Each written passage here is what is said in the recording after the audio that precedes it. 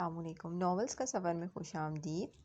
آئیے چلتے ہیں رشتے سنگ محبتوں کی 5ویں ایپیسوڈ کی جانب۔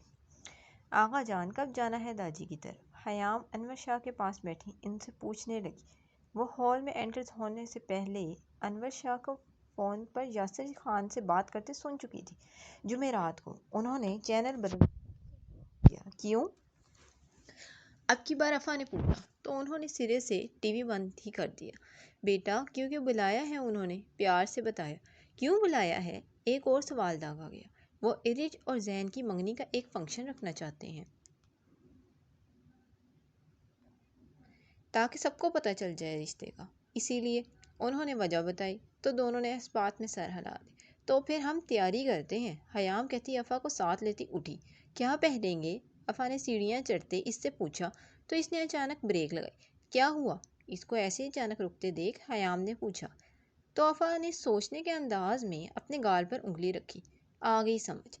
وہ اس کا ہاتھ تھامتی اوپر بھاگی۔ روم میں پہنچ کر اس نے اپنی کیبنٹ کھولی اور پھر کافی ڈھونڈنے کے بعد اسے کچھ ایسا نہ لگا جو پہنا جا سکے۔ اب کیا کریں؟ تم کیا پہنو گی؟ افا نے اس سے پوچھا تو خیام کے دماغ میں آئیڈیا آیا۔ شاپنگ۔ وہ دونوں بر وقت بولے اور باہر کھڑے ان کی باتیں سنتے احد نے فوراً اپنے قدم موڑے، مبادا پھنس ہی نہ جائے۔ وہ مڑا تو اپنے پیچھے کھڑے ارشمان سے ٹکرایا۔ یہاں کیا کر رہے ہو اور چھپ کر کیا سن رہے ہو؟ ارشمان نے کچھ مشکوک انداز میں پوچھا تو اس کی آواز سن کر وہ دونوں بھی باہر آ گئی۔ کچھ بھی نہیں، میں تو ایسے ہی گزر رہا تھا یہاں سے، میں چلتا ہوں، لگتا ہے آغا جان نے بلایا۔ اس نے کھسکنے میں بہتری جانی، کیونکہ ان کے ساتھ شاپنگ مال میں خوار ہونے سے بہتر تھا کہ وہ آغا جان کے ساتھ بیٹھ کر باتیں کر لے۔ جھوٹ، تم ہماری جاسوسی کر رہے تھے؟ تمہاری اتنی ہمت کہ لڑکیوں کی جاسوسی کرو؟ او لڑکیاں بھی ہم۔ اب احد شاہ تمہیں اس کی سخت سخت سخت سزا دی جائے گی۔ خیام نے انگلی اٹھاتے اسے ملزم ٹھہرایا۔ میں کوئی سزا جزا نہیں بھگتنے والا، سمجھی؟ اور ہاں، مجھے نہ ہلکا نہ۔ ابھی وہ مزید اپنی شان میں قصیدے پڑھتا اس سے پہلے اس کی گردن ارشمان کے مضبوط بازوؤں میں تھی۔ کیا ہے یار ارشمان، تو ان لڑکیوں کی سائڈ کیوں لیتا ہے ہمیشہ؟ چھوڑ میری گردن۔ اس کی دہائیوں پر بھی جب وہ آزاد نہ ہوا تو اس نے مدد کے لیے ان دونوں کا رخ کیا۔ یار میں تو کہہ رہا تھا کہ مجھے لائٹ نہ لو، میں تم لوگوں کو 1 یا 2 3 شاپنگ مالز گھما سکتا ہوں، میرے اندر بڑی پوٹینشل ہے۔ تمہیں شرم نہیں آتی؟ بھائی کو پٹتا دیکھ کر خوش ہو رہی ہو؟ وہ اپنے آپ جو چھڑوانے کے لیے کچھ میٹھے بول رہا تھا، جب اس کی نظر افا کی کھلی باچھوں پر پڑی تو اس نے سنجیدگی سے پوچھا۔ نہیں۔ اس نے مزید دان نکال کر اس کا کلیجہ جلایا۔ چلو یار ارشمان، تم چھوڑو گے تو میں انہیں لے کر جاؤں گا نا، ہے نا گرلز؟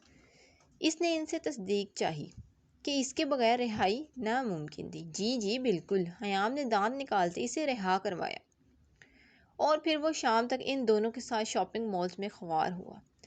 ابھی وہ جب گھر آئے تب تک وہ اچھا خاصا تھک چکا تھا۔ امی امی، اس نے گھر میں داخل ہوتے ہی حریم کو آوازیں دیں۔ خیام کو وہ لوگ آتے وقت اس کے گھر اتار آئے تھے، کیونکہ مہر النساء نے اسے گھر آنے کو کہا تھا، جبکہ افا اس کے ساتھ تھی۔ تمہیں تو خدا پوچھے گا افا۔ احد نے صوفے پر گرتے دہائی دی تو اس کی آنکھیں مٹکائیں۔ کیا ہوا ہے؟ کیوں ایسے بول رہا ہے جیسے جنگ کے میدان سے بچ کر آیا ہو؟ جہان نے اسے مریل سا صوفے پہ لیٹے دیکھ کر چوٹ کی تو کچن سے نکلتی حریم نے اسے باز رہنے کا اشارہ کیا۔ بیچارہ، ایک تو اتنا دبو ہے، ارشمان کی باتوں میں آ جاتا ہے، اس سے بھلا کون ڈرتا ہے؟ جہان نے جان بوجھ کر اسے چھیڑا۔ اس چڑیل کو تو میں بعد میں دیکھوں گا، اپنے ساتھ ساتھ میری بہن کو بھی بگاڑ رہی ہے۔ احد نے خیام کو کوسا۔ 10 سال چھوٹی ہے یہ مجھ سے۔ امی پھر بھی مجھے کٹ پڑنے پر دانت نکال رہی تھی، بے شرم۔ احد نے اسے بولتے افا کی پونی کھینچی تو وہ چیخی۔ بھائی یہ نہ کیا کریں، نفرت ہے مجھے اس حرکت سے۔ اس نے اپنے بال چھڑواتے وارننگ دی تو حریم نے بھی احد کو منع کیا۔ وہ تو بس پورا دن ان بھائی بہنوں کے مسئلے ہی سلجھاتی رہتی تھی۔ امی پھپھو نے کب آنا ہے؟ جہان نے حریم سے پوچھا جو صوفے پر بیٹھ چکی تھی۔ پتہ نہیں، دیکھو کب آتی ہیں، کہا تو تھا مگر آج نہیں آ سکیں گی۔ حریم نے ٹی وی آن کرتے ہی سے بتایا۔ کیوں بلانا ہے دوبارہ اس فتنے کو؟ ابھی تو اس کے گھر اتار کر آیا ہوں۔ احد نے اپنا سر پھیٹا۔ احد، حریم سختی سے بولی۔ یار میں ملیحہ پھپھو کی بات کر رہا ہوں، یعنی حمائل کی۔ جہان نے اپنی بات کی وضاحت دی۔ اچھا اچھا، ویسے امی اب حمائل نے آگے کیا کرنا ہے؟ اس کی سٹڈیز تو ختم ہو گئی ہیں نا، اب کیا بزنس جوائن کرے گی؟ احد نے ان سے پوچھا۔ پتہ نہیں، آئے گی تو پوچھ لینا۔ حریم نے بھی کندھے اچکائے۔ انہیں نہیں پتا تھا کہ وہ کیا کرنا چاہتی ہے۔ مجھ سے آخری بار جب آئی تھی ذکر کیا تھا اس نے، مگر تب وقت ہی نہیں تھا کہ کوئی مشورہ دیتا۔ لیکن اب میں کوشش کروں گا اس کا کیریئر سیٹ کروا دوں، کیونکہ اسے مشورے کی بہت ضرورت ہے۔ احد نے جہان سے تفصیلی بات کی تو جہان بھی متفق ہوا۔ ہم نہ لے آئیں جا کر، کیا خیال ہے؟ احد نے آئیڈیا دیا جو جہان کو کافی پسند بھی آیا۔ وہ فوراً گاڑی کی چابی لینے اوپر گیا جو وہ حسب عادت کمرے میں چھوڑ آیا تھا۔ چابی لیے وہ نیچے آیا تو افا بھی ان کے ساتھ جانے کے لیے تیار کھڑی تھی۔ امی، یہ کیا ہے؟ ابھی تو آئی ہے، یہ ہم نے نہیں لے کے جانا ابھی سے۔ اس سے پہلے کہ جہان اسے چلنے کا کہتا، احد نے احتجاج کیا۔ یار، جہان کے بولنے سے پہلے حریم نے اس کی بات کاٹی۔ نہیں افا، آپ نہیں جاؤ گی۔ کوئی ہوش ہے آپ کو؟ کتنے دنوں سے آپ نے بوتیک کا چکر نہیں لگایا۔ وہ بس ورکرز کے لیے ہے، وہ آپ کی ذمہ داری ہے۔ جانتی ہیں جب آغا جان کو پتہ چلے گا تو وہ کتنا غصہ کریں گے۔ آپ نے اتنے پیسے لگوا کر وہ بنائی ہے، اور اب آپ کیا وہ پیسے ڈبونا چاہتی ہیں؟ حریم، جو کافی دنوں سے اسے نوٹ کر رہی تھی، آج انہوں نے اسے سنا بھی دی۔ اتنی ضد کر کے اس نے انور شاہ سے اس بوتیک کے لیے پیسے لیے تھے، اور اب دھیان نہیں دے رہی تھی۔ افا بھی اپنی کلاس لگتے دیکھ کر فوراً معذرت کرتی موقع سے فرار ہوئی، مبادا زیادہ عزت نہ ہو جائے۔ احد و جہان جب ملیحہ کی طرف پہنچے تو 9 بج چکے تھے۔ وہ دونوں پورچ میں گاڑی پارک کرتے اترے تو سامنے ہی عزیر صاحب کسی بات پر مالک کو جھڑک رہے تھے۔ انہیں دیکھ کر اس کی طرف آئے۔ جی تو جینٹل مینز، آپ یہاں کیسے؟ وہ باری باری دونوں سے گلے ملتے فرینڈلی سٹائل میں بولے۔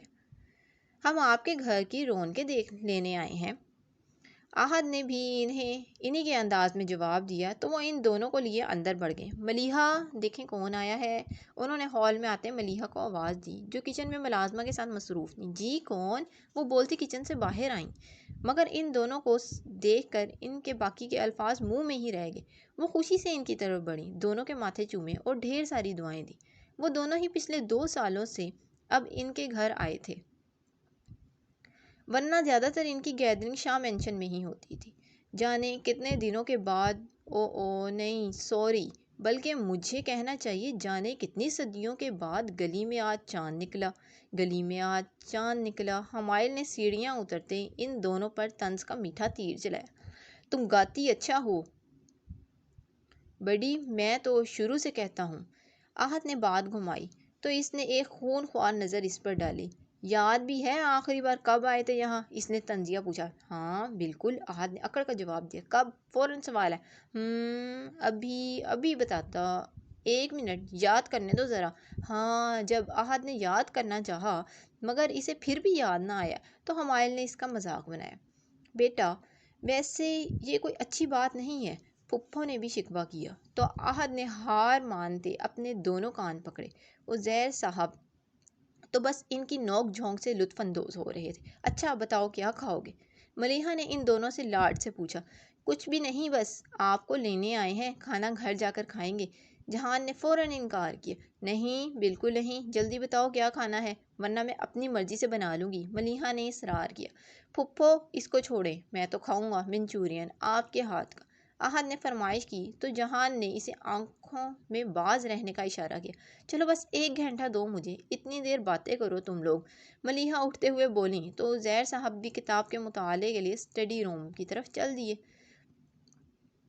آگے کیا کرنے کا ارادہ ہے حمائل؟ احد نے اسے مخاطب کیا۔ پتہ نہیں، کچھ سمجھ نہیں آتا، بزنس کرنے کا دل بھی نہیں کرتا، کچھ ڈفرینٹ کروں۔ حمائل نے اپنے خیالات کا اظہار کیا۔ مطلب اس ٹائپ کا کچھ نہیں۔ احد نے کچھ سوچتے کہا تو اس نے زور شور سے گردن دائیں بائیں ہلائی۔ میرے پاس آئیڈیا ہے، جہان نے اچانک کہا تو وہ دونوں اس کی طرف متوجہ ہوئیں۔ کیا؟ حمائل مضطرب ہوئی، جبکہ احد بھی پرجوش ہوا۔ مگر شرط ہے کہ عمل کرو گے۔ اس کی اس بات پر ان دونوں نے اسے گھورا تو اس نے فوراً بات شروع کی۔ تم ازمیر کو جانتی ہو؟ جہان کا سوال ان دونوں کے لیے غیر متوقع تھا، مگر پھر بھی حمائل نے نفی میں گردن ہلائی۔ یار وہ داجی کے گھر یعقوب انکل کا بیٹا جو ایکٹنگ کرتا ہے، جہان نے تفصیل بتائی تو حمائل کو سمجھ آئی۔ ہاں یار، اس کو کون نہیں جانتا، ایک طرح سے سٹر ہے وہ۔ اور کیوں، اب میرے کیریئر سے اس کا کیا تعلق؟ حمائل نے پہچانتے سوال کیا۔ میری بات سنو، آواز تمہاری اتنی اچھی ہے اور ایکٹنگ کوئین بھی ہو تم، تو کیوں نہ؟ جہان نے بات ادھوری چھوڑی تو آہت کی بھی آنکھوں میں چمک ابھری۔ ہاں بالکل صحیح، پرفیکٹ، بالکل عمدہ ہے۔ آہت کو اس کا آئیڈیا بہت پسند آیا، اسی لیے پرجوش ہوا۔ اوہ ہیلو، آغا جان نے میری جان نکال دینی ہے، کیا ہو گیا ہے حمائل نے فوراً ہی بغیر سوچے سمجھے انکار کیا۔ آغا جان کو منانا ہمارا کام ہے۔ آہت نے بڑک پن کا مظاہرہ کیا۔ ہاں، اور میرے پاس آئیڈیا بھی ہے کہ کیسے۔ جہان نے بھی اس کی ہاں میں ہاں ملائی۔ کیا؟ حمائل کچھ مضطرب ہوئی۔ سرپرائز، وہ دونوں مشترکہ بولے تو اس نے دونوں کو گھورا، مگر پھر انتظار پر راضی ہو گئی۔ جانتی تھی وہ نہیں بتائیں گے، اس لیے پوچھنا بیکار تھا۔ کھانا کھانے کے بعد وہ دونوں ملیحہ اور حمائل کو عزیر صاحب کی اجازت سے لیے شاہ مینشن کی طرف روانہ ہوئے۔ امید ہے آج کی ایپیسوڈ آپ کو پسند آئی ہوگی۔ کمنٹ سیکشن میں ضرور بتائیے گا۔ چینل کو لائک، سبسکرائب اور شیئر ضرور کیجیے گا۔ جزاک اللہ۔